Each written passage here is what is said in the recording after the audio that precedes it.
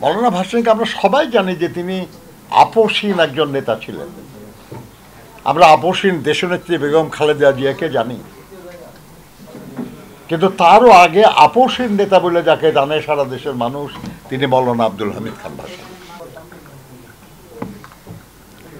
আমরা বহু আগে, আমরা তখন রাজনীতিতে অত সক্রিয় না, কিন্তু একবার নিউজ হলো দেখলাম আমরা আর কি, যে লন্ডনের একটা পত্রিকায় পুরা পৃষ্ঠা জুড়ে মৌলানা ভাসানীর বিভিন্ন কার্যক্রম এবং সবার ছবি, এবং হেডিং হলো মৌলানা ভাসানী প্রফেট অফ ভায়োলেন্স।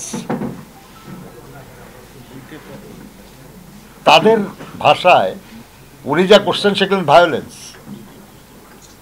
কিন্তু মানতে হয়েছে তাদেরকে যে উনি যা করছেন সেটা একটা নিউজ, সেটা একটা খবর, এবং ওই ধরনের একটা জাতীয় পত্রিকা ইংল্যান্ডের পুরা পৃষ্ঠা জুড়ে তার ছবি ছাপানো। টাইম ম্যাগাজিনের প্রচ্ছদ। ভাবেন একবার যে আপনার কতখানি গুরুত্ব তাকে দেওয়া হয়েছে। আপনারা যদি খন্দকার মোহাম্মদ ইলিয়াসের ভাসানে যখন ইউরোপে পড়েন, ইউরোপের রাষ্ট্রনায়করা তাকে সম্মান করেছে বোঝা যায়। উনি যখন চীনে গেছেন তাকে কি সম্মান করা হয়েছে এগুলো বই পড়লে বোঝা যায়। আমাদের নান্নু সাহেবের অনেক লেখা আছে। তো এই মানুষটাকে ধারণ করাটা নিজেদের সম্মানের ব্যাপার। আমরা এর দ্বারা তাকে যতখানি শ্রদ্ধা করছি তার চেয়ে অনেক বেশি নিজেদেরকে সম্মানিত করতেছি। হার্টের যত্নে বিশ্বসেরা ক্যানোলা তেল এখন বাংলাদেশে।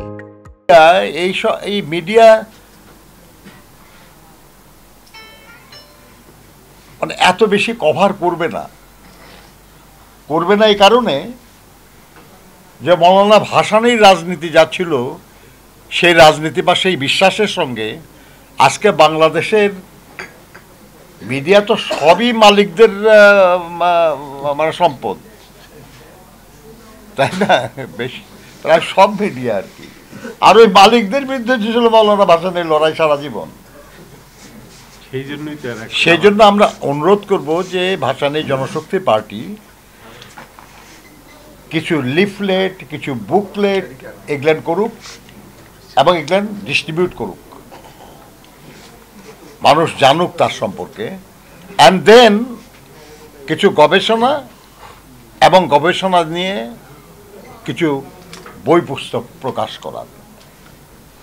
আমি বিশ্বাস করি যে অনেকেই আপনার ভাসানের জনশক্তি পার্টি করবে না, কিংবা ভাসানের নামে কোনো রাজনৈতিক দল বা সংগঠনও হয়তো যুক্ত হবে না, কিন্তু এ ধরনের কাজে সহযোগিতা করার লোকের অভাব হবে না। কারণ মানুষ মৌলানা ভাসানীকে এখনো শ্রদ্ধা করে, এবং যারা শ্রদ্ধা করে এমন অনেক মানুষ এখনো বেঁচে আছে। আমার মনে হয় এটা সম্ভব। খুব মানে এক্সপেন্সিভ বই করার দরকার নাই তো,